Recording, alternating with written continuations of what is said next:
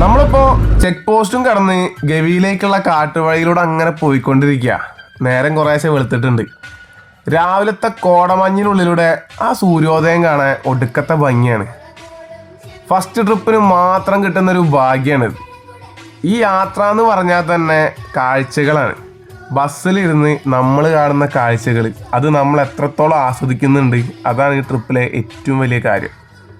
പത്തനംതിട്ടയിൽ നിന്ന് കുമളിയിലേക്ക് പോകുന്ന ബസ്സിലാണ് നമ്മൾ യാത്ര ചെയ്യണേ. അതിൽ ഗവിയിൽ ഇറങ്ങേണ്ടവർക്ക് അവിടെ ഇറങ്ങാം. അതുപോലെ തന്നെ കുമളിയിൽ നിന്ന് പത്തനംതിട്ടയിലേക്കും ബസ് സർവീസ് ഉണ്ട്. കക്കി ഡാമിനടുത്തെത്തിയപ്പോൾ വണ്ടി ഒന്ന് ചവിട്ടി. ഇറങ്ങിയപ്പോൾ ഫുള്ള് ആനപ്പിണ്ടാണ്. ഡാമിലെ റിസർവോയർ കാണാൻ വേണ്ടിയിട്ടാണ് വണ്ടി നിർത്തിയേക്കണത്. നല്ല ഭംഗിയാണ് അവിടെ. ഇപ്പോൾ നമ്മൾ പോയിക്കൊണ്ടിരിക്കുന്നത് കക്കി ഡാമിൻ്റെ മുകളിലൂടെയാണ്. പത്തനംതിട്ടയിൽ നിന്ന് കുമളി എത്തും വരെ 2-3 ഡാമുകളുടെ മുകളിലൂടെ നമുക്ക് യാത്ര ചെയ്യാനുണ്ട്.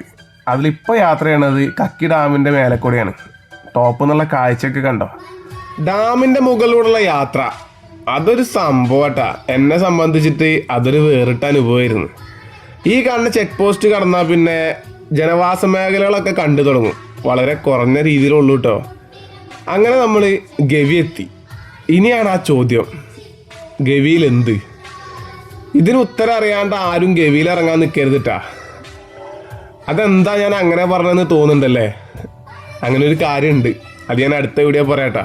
അപ്പോൾ ശരി എന്നാ, ബൈ.